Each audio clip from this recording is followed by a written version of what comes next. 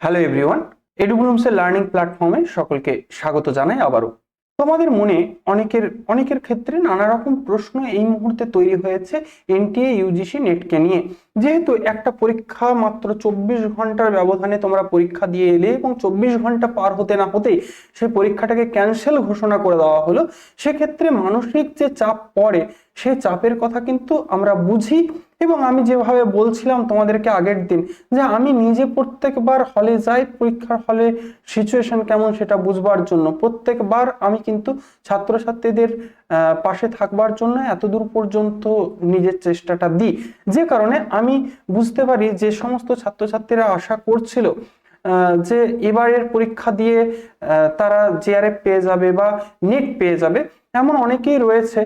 আমাদের ছাত্রছাত্রী, আমি তোমাদের সঙ্গে কালকেই শেয়ার করছিলাম যে আমরা 137 জন ছাত্রছাত্রীকে এবার পাঠিয়েছিলাম পরীক্ষা দিতে, এবং 137 জনের মধ্যে আমরা আশা করছিলাম অ্যাপ্রক্স 62 জন যারা নেট এবং জেআরএফ মিলিয়ে সফলতা এবার দেখতে পাবে। কিন্তু এই মুহূর্তে যে ছবিটা তৈরি হলো, এই মুহূর্তে যে সিচুয়েশনটা তৈরি হলো, এটা কিন্তু কারোর জন্যই খুব সুখকর হতে পারে না। কারণ কিন্তু ক্ষেত্র বিশেষে এর যেমন খারাপ দিক আছে, এর সেরকম ভালো দিকও আছে। আমরা ভালো দিকগুলোকেও বুঝতে চেষ্টা করব, কিন্তু ভালো দিক বুঝবার এই ভিডিওতে আমরা কখনোই এই দিকটাকে জাস্টিফাই করব না, যে বা জাস্টিফিকেশন দিতে চেষ্টা করব না যে এনটিএ এবার যেমন করেছে পরের বার সে যদি ভালো করে তাকে রেহাই দেওয়া যায়, পরের বার তাকে ভালো করতে হবে। এটা আমাদের দাবি তো বটেই, অবশ্যই এই দাবি নিয়ে যে আন্দোলন চলছে, সেই আন্দোলন সেই প্রতিবাদ সেরকম ভাবে চলবে, নিশ্চয়ই চলবে। কিন্তু আবার এটাও ঠিক কথা যে আমাদের যে প্রস্তুতি পর্ব সেটা কিন্তু থামিয়ে দিয়ে প্রতিবাদ করা চলবে না। আমাদের যেমন প্রস্তুতি আমরা ছিলাম, প্রস্তুতির মধ্যে ছিলাম, সেরকমই প্রস্তুতির মধ্যে আমাদেরকে থাকতে হবে। আমি যাবতীয় কথা এই ভিডিওর মাধ্যমে বলবো, যে তোমরা কিভাবে এর পরবর্তী ধাপগুলো নেবে, কিভাবে তোমাদের নিলে ভালো হয় বলে আমার মনে হয়। যেটুকু আমি বুঝি, যেটুকু আমার এক্সপিরিয়েন্স এতদিন ধরে এনটিএ নেটের ছাত্রছাত্রীদের সঙ্গে মিশে এবং তাদের সঙ্গে কথা বলে তাদের চরিত্র বুঝে আমি যেটুকু এক্সপিরিয়েন্স করতে পেরেছি, আমি সেই বিষয়গুলো তোমাদের সঙ্গে শেয়ার করব অবশ্যই।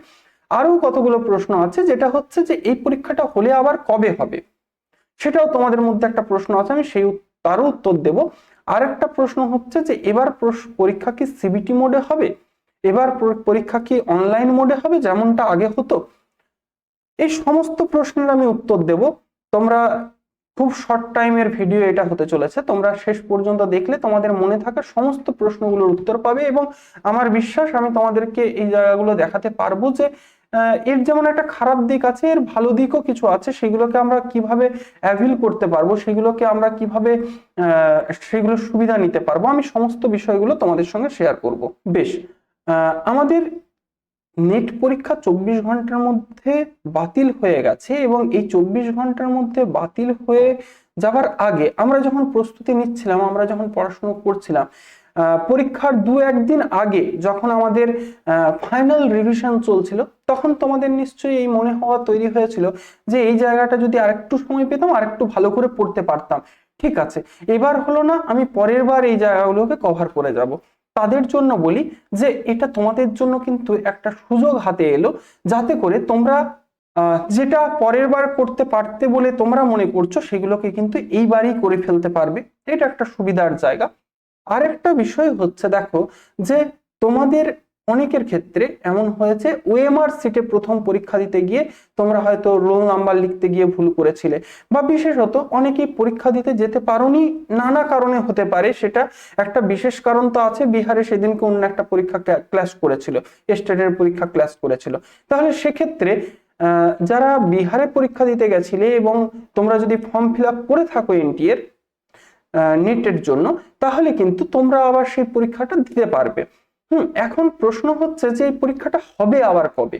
হ্যাঁ, এই পরীক্ষাটা যেটা আমাদের ক্যান্সেল হয়ে গেল, সেই পরীক্ষাটা এই মাসের মধ্যেই, এই মাসের মধ্যে বলতে এ তো শেষ হয়ে গেল এই মাসটা, কিন্তু আজ থেকে 30 দিনের মধ্যে এই পরীক্ষাটা আশা করছি হতে চলেছে। 30 দিন কেন বলছি, তার কারণ হচ্ছে দেখো, একটা পরীক্ষা নেব বললেই তো নেওয়া যায় না। একটা পরীক্ষা আমরা যখন ছোট প্রতিষ্ঠান হয়েও অনেক ক্ষুদ্র পরিসরে যখন আমরা পরীক্ষার আয়োজন করি, অর্থাৎ মক টেস্টের আয়োজন করি, আমাদের কিন্তু প্রস্তুতিটা থাকে বেশ কয়েক মাস আগের থেকে। তার প্রশ্ন তৈরি করা, প্রশ্নকে সর্টিং করা, প্রশ্ন চেক রিচেক করা, সেই প্রশ্নর কোয়ালিটি, এনটিএর যে নেটের কোয়ালিটি সেটাকে টাচ করছে কিনা সেই সমস্ত পরীক্ষা করা, সে সমস্ত পরীক্ষা করা, এছাড়া যে সেন্টার অ্যারেঞ্জমেন্ট করা, এই সমস্ত প্রক্রিয়া মিলে যে একটা দীর্ঘদিনের প্রসেস, সেটা তো তাদেরকে দিতেই হবে। সেই সময়টা এনটিএ কে দিতেই হবে। আশা করছি পরীক্ষা এনটিএ নেবে, কিন্তু তাহলেও এবার যেটা আশা করা যাচ্ছে যে 30 দিনের মধ্যে পরীক্ষা হতে চলেছে। এবং খেয়াল করলে বুঝতে পারবে যে এই মুহূর্তে শুধু নেটের পরীক্ষা নয়, নেট, নিট এবং নানা রকম অভিযোগ একসঙ্গে আসার জন্য, এবং যেহেতু এগুলো সেন্ট্রাল গভর্নমেন্টের বডি এবং সেন্ট্রাল গভর্নমেন্ট নবগঠিত 3.2 নবগঠিত সরকার সেন্ট্রালে এসছে, এবং তাদের প্রতি যে তাদের কাজে যে এই বিভিন্ন গাফেলতিগুলো দেখা যাচ্ছে বা এই ভুলভ্রান্তিগুলো দেখা যাচ্ছে, তারা আশা করি নিজেদের মুখ বাঁচাতে হলেও এইগুলোকে সংশোধন করবার চেষ্টা করবে, এইগুলোর মধ্যে বদল আনবার চেষ্টা করবে, যে জায়গাগুলো ভুল হয়েছিল তাদের সেগুলোকে সংশোধন করতে চেষ্টা করবে। এবং বাংলা ছাত্রছাত্রীদের কথা আমি বলবো না, কারণ বাংলা ছাত্রছাত্রীদের বিগত কয়েক বছর ধরে যান্ত্রিক প্রশ্নের একটা ট্রেন্ড, এবং সেটা খারাপ থেকে খারাপতর হচ্ছে। কিন্তু অনেক প্রশ্ন এবারে, অনেক পরীক্ষার প্রশ্ন কিন্তু এবারে ভালো হয়েছিল। ইন দ্য সেন্স, পেপার ওয়ানের ক্ষেত্রেই যদি আমরা দেখি, 2020 পর থেকে যে 2019-এর পর থেকে, অ্যাকচুয়ালি 2019-এর পর থেকে যে প্রশ্নের ট্রেন্ড পেপার ওয়ানে আমরা দেখছিলাম, ইনফ্যাক্ট আমাদের প্রস্তুতিটা যে লেভেলে নিয়ে যেতে হয়েছিল, পেপার ওয়ানের প্রশ্নের যে ট্রেন্ড আমরা দেখতে পাই সাধারণত, সেই ট্রেন্ড কিন্তু এবার পেপার ওয়ানে ছিল না। তোমরা যদি খেয়াল করে থাকো, এবারে পেপার ওয়ান অনেক বেশি সহজ হয়েছে। ইনফ্যাক্ট পেপার ওয়ান হয়েছে 2012-13 লেভেলে, অর্থাৎ 2012-13-তে যেমন প্রশ্ন হতো সেরকম লেভেলে এবার পেপার ওয়ানের প্রশ্ন হয়েছে। সেই হিসেবে পেপার ওয়ানের প্রশ্ন এত দুর্বল নেটের কিন্তু হয় না। তোমাদেরকে আমি বলবো, দেখো এখানে খারাপ বা ভালো বলার কিছু নেই, বা খারাপ বা ভালো লাগার কিছু নেই, এটা খুব বাস্তব যে এবারের যে প্রশ্ন করা হয়েছিল পেপার ওয়ানে সেটা 2012-13 লেভেলে। 2019-এর পর থেকে যে লেভেল কিন্তু প্রশ্নের রয়েছে, সেই লেভেল কিন্তু টাচ করতে পারেনি। তাহলে সেক্ষেত্রে তোমাদের যে ব্যাপারগুলোকে একটু খেয়াল রাখার কথা, সেটা হচ্ছে যে পেপার ওয়ানটাকে তোমাদেরকে কিন্তু আরো ভালো করে প্রস্তুতি নিতে হবে। যারা যারা তোমরা ভালো করেছিলে, আরো ভালো করবার চেষ্টা করতে হবে এই 1 মাসের মধ্যে। 1 মাস সময় তোমরা পাবে। এছাড়া যেটা বলবো যে তোমাদের অলরেডি দেখো, খেয়াল করো, যারা ভালো করে প্রস্তুতি নিয়েছিলে, অলরেডি ভালো করে প্রস্তুতি নিয়ে তোমরা পরীক্ষার জন্য রেডি হয়ে পরীক্ষা দিয়ে চলে এসছো অলরেডি, তাহলে তোমাদের কাছে না পারা না জানাগুলো কিন্তু এখন ক্লিয়ার, যে আমি এই জায়গাগুলো জানি না বা আমি এই জায়গাগুলো ভালো পারি না। কারণ তোমরা যখন ফাইনাল রিভিশন লাগিয়েছো, ফাইনাল রিভিশন যখন দিয়েছো, তখন কিন্তু এই জায়গাগুলোকে নিশ্চয়ই মার্ক করেছো যে এবার যদি না হয় পরের বার এই জায়গাগুলোকে বা আমার এই দুর্বলতার জায়গাগুলোকে আমাকে কভার দিতে হবে। তাহলে সেক্ষেত্রে তোমরা এই জায়গাগুলোকে এখন কভার নিতে পারবে, সেই সুযোগ তোমাদের কাছে রয়েছে। কিন্তু তোমরা যারা মনে করছিলে যে এবার যদি নেটটা হয়ে যায় পরের বার আমি জিআরএফটা করে নেব, বা এবার যদি না হয় নেটটা আমি পরের বার নেটটা করে নেব, এরকম যাদের মনে হওয়া তৈরি হয়েছিল, তারা পরের বার কেন, এইবারেই চেষ্টা করো যাতে এইবারেই হয়ে যায়। এবং এই পরীক্ষা যেটা আমাদের জুনের 2024-এর যে রিভাইজ পরীক্ষা হবে বা রি এক্সাম হবে, সেই পরীক্ষাতেই যেন তোমাদের যার আশা ছিল যে আমি নেটটা পেয়ে যাব আর অল্প একটু প্রস্তুতির সময় পেলে, সে নেটের জন্য, যার একটু আশা ছিল যে আমি আর একটু প্রস্তুতি নিলে জিআরএফটা হয়ে যেত আমার, বা তোমরা হয়তো যখন খাতা বিভিন্ন জায়গায় তোমরা অ্যান্সার কি পেয়েছো, আমাদের কাছ থেকেও পেয়েছো, এবং সেই অ্যান্সার কি মিলিয়ে দেখাচ্ছ, দু একটা জায়গার জন্য, দু একটা প্রশ্নের জন্য তোমাদের হয়তো জিআরএফটা হবে না, হয়তো নেটটা হবে না, তোমরা যখন মেলাতে গেছো তোমরা এগুলো অনুভব করেছো। তাহলে সেক্ষেত্রে যে জায়গাগুলোতে দুর্বলতা, সেই জায়গাগুলোকে তোমরা ম্যানেজ করতে পারো। আমি একটু আমার ব্যক্তিগত এক্সপিরিয়েন্সের কথা যদি বলি, আমি না 2020 থেকে নেট পরীক্ষা দিচ্ছি, 2020 থেকে আমার মাস্টার ডিগ্রি শেষ হবার পর থেকে। এবার সেক্ষেত্রে খেয়াল করো, 2020 এমন একটা বছর যেখানে 11 মাস কোনো পরীক্ষা ছিল না। অর্থাৎ 2019-এর শেষ পরীক্ষাটা হয়ে যাওয়ার পর 11 মাস টানা কোনো পরীক্ষা নেই। ইনফ্যাক্ট ভারতবর্ষে কোনো পরীক্ষাই হচ্ছে না, চাকরি নিয়োগের পরীক্ষা তো বন্ধই। এবার সেই সময়টাতে আমি দেখলাম যে আমাদের সমস্ত বন্ধু বান্ধব বিভিন্ন জায়গায় বিএড এর জন্য অ্যাডমিশন নিল, তারা বিভিন্ন কাজের সঙ্গে যুক্ত হয়ে পড়লো, যে সমস্ত প্রাইভেট জব রয়েছে সে সমস্ত জবে অনেকে ঢুকে পড়লো। সেক্ষেত্রে সেই সময় বসে আমার কখনো কখনো ফ্রাস্ট্রেশন আসতো, কখনো কখনো খুব রাগ হতো নিজের উপর যে আমি কি করছি বসে বসে, এমন একটা বিষয়ের জন্য প্রস্তুতি নিচ্ছি যেটার কবে হবে কবে হবে না তার কোনো খোঁজ নেই। কিন্তু মনের মধ্যে একটা জেদ ছিল যে যে যাই আজকে করে নিক না কেন, আমার পজিশনটা যেন তাদের থেকে ভালো হয়, আজকে আমার এফোর্টটা সেরকম ভাবেই আমি দেব। সেম ব্যাপার আমি তোমাদের ক্ষেত্রেও বলবো যে তোমরা যারা মনে করছো যে তোমরা একটা নিজেকে ভালো জায়গায় নিয়ে যেতে চাও, ঠিক আছে, জেআরএফ এই মুহূর্তে জেআরএফ একটা স্বপ্নের মতো জায়গা। তোমার পিএইচডির ক্ষেত্রে অনেক সুবিধা হবে, এবং শুধু সুবিধা পিএইচডির ক্ষেত্রে বলে না, তোমাদের মা বাবারা যারা মনে করেন যে আমার ছেলে মেয়ে জেআরএফটা পেয়ে গেলে তারা পরিবারের হালটা ধরতে পারবে। অনেকের ক্ষেত্রে অর্থনীতির এমন একটা চূড়ান্ত পর্যায়ে এক একজন ছাত্র আমরা শুনতে পাই, যে কারণে আমরা চেষ্টা করি ফিসটাকে যতটা কম করে, এবং দেখো খেয়াল করে সবসময় ফ্রি ব্যাপারটা তো করা যায় না, কোর্সের ক্ষেত্রে সবসময় ফ্রি করলে সেটা কোয়ালিটি দেওয়া যায় না, এটা তোমরাও মানবে। তোমরাও টিউশন পড়াও, এবং সেই টিউশন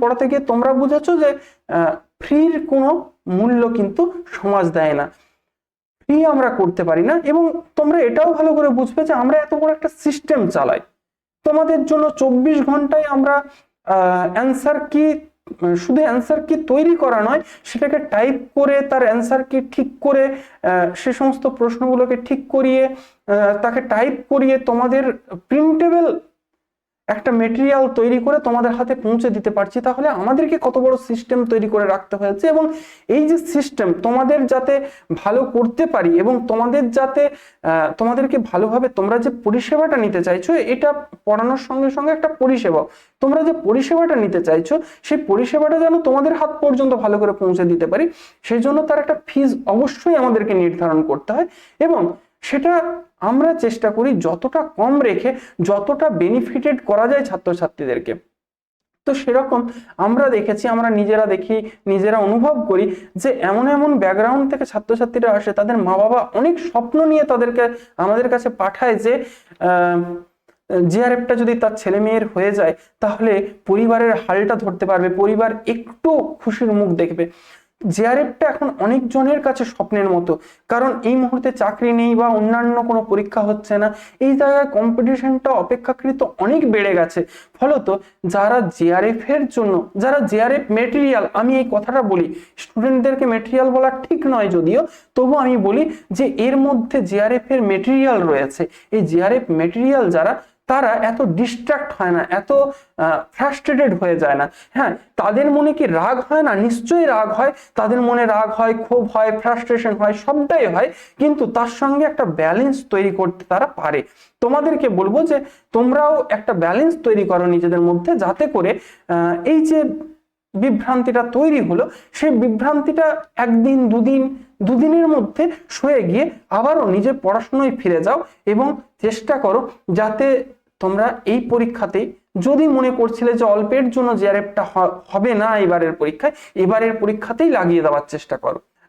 এবং তোমাদের যে শেষ প্রশ্ন তোমাদের কাছ থেকে আমি পেয়েছি সেটা হচ্ছে সিবিটি মোডে হবে কিনা। এবার খুব আশা আছে যে পরীক্ষা কিন্তু সিবিটি মোডে হতে যাচ্ছে, 1 মাসের মধ্যে পরীক্ষা সিবিটি মোডে হতে যাচ্ছে। আমাদের কাছে যেটুকু খবর আছে, পরীক্ষা কিন্তু পেন পেপার মোডে আর হয়তো নেওয়া হবে না, বডি এনটিএই থাকবে যতদূর যা মনে হচ্ছে। যদি অন্য কোনো বডি এর মধ্যে ক্রিয়েট করা হয় 1 মাসের মধ্যে, সেটা আমি অবশ্যই তোমাদেরকে জানাবো। কোনো এজেন্সি, অন্য টেস্টিং এজেন্সির হাতে যদি দেওয়া হয় সেটাও তোমাদেরকে জানাবো, কিন্তু এই মুহূর্ত পর্যন্ত এনটিএ এর হাতেই থাকছে বলে আমরা জানি, এবং এবারের পরীক্ষাটা সিবিটি মোডে হতে যাচ্ছে বলে আমরা জানি। তাহলে সেক্ষেত্রে তোমাদের প্রস্তুতিটা তোমরা সিবিটির জন্য, এবং তোমরা তো এর আগে ওএমআর এর জন্য নিয়ে রেখেছো, সিবিটির জন্য অলরেডি নেওয়া আছে, ফলত তোমরা তোমাদের মতো প্র্যাকটিস, তোমাদের মতো পড়াশোনা কিন্তু চালিয়ে যাও। পড়াশুনো থামানোর কোনো জায়গা কিন্তু তোমাদের জন্য নেই।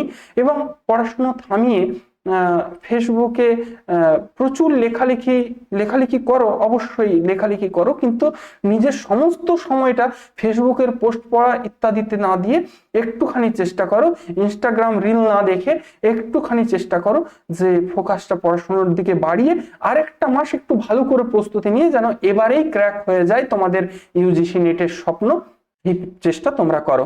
আরেকটা জায়গা আমি কথা বলবো, আরেকটা বিষয় নিয়ে খুব কথা উঠেছে, সেটা হচ্ছে যে যেমন আগে হতো, যেটা আমরা বলতাম যে অফলাইন মোডে এবং যেটা ডেসক্রিপটিভ অ্যান্সার লেখার যে ধরন ছিল আগে, সেটাকে আবার ফিরিয়ে আনা উচিত কিনা সেই ব্যাপারটা নিয়েও আমি আলোচনা করব। অনেক জায়গায় এটা নিয়েও আলোচনা হচ্ছে, যে কারণে আমি এর খারাপ এবং এর ভালো দিক এই দুটোকেই আমি দেখানোর চেষ্টা করব, এবং তোমরা তাহলে তোমাদের মতামতটা গঠন করতে পারবে। আমি চাই যে আমার মতামত বা আমার চোখ দিয়ে তোমরা না দেখে তোমরা তোমাদের দৃষ্টি পরিষ্কার করো এবং তোমাদের চোখ দিয়ে ব্যাপারগুলোকে বুঝতে চেষ্টা করো। তোমরা এখনো অনেকে পিএইচডি জয়েন করোনি, তোমরা অনেকে পিএইচডি জয়েন করেওছে, বেশ কিছু জন করোনি। তাহলে সেক্ষেত্রে তোমরা যারা এখনো পিএইচডি জয়েন করোনি তাদের অনেকটা রাস্তা এখনো পর্যন্ত দেখা বাকি বলেই আমার ধারণা। তো তোমাদেরকে দেখাবো আমরা পিএইচডি করছি আমাদের চোখ দিয়ে, যে যদি পরীক্ষা সেরকম হতো বা সেরকম হয় তাহলে তার কি লাভ হতে পারে, তার কি ক্ষতি হতে পারে, সমস্ত ব্যাপারগুলো নিয়ে আলোচনা করব অবশ্যই, সেটা অন্য একটা ভিডিওতে। আজকের ভিডিও এই পর্যন্ত। তোমাদের যদি ভালো লেগে থাকে তাহলে অবশ্যই কমেন্টে তোমাদের মতামত জানাবে। তোমাদের যদি কোনো সমস্যা হয়ে থাকে তাহলে অবশ্যই কমেন্টে তোমাদের মতামত জানাবে, এবং তোমাদের যদি কোনো প্রয়োজন পড়ে তাহলে ডেসক্রিপশন বক্সে দেওয়া আমাদের নাম্বারে তোমরা যোগাযোগ করতে পারো নির্দ্বিধায়। যদি কোনো প্রশ্ন থাকে সরাসরি আমাকে মেসেজ করো তোমরা, আমি তোমাদের আমার জ্ঞান ধরে যেটুকু রয়েছে এই বিষয়ে, যেটুকু জানা রয়েছে আমি অবশ্যই তোমাদেরকে সাহায্য করব। ধন্যবাদ সকলকে।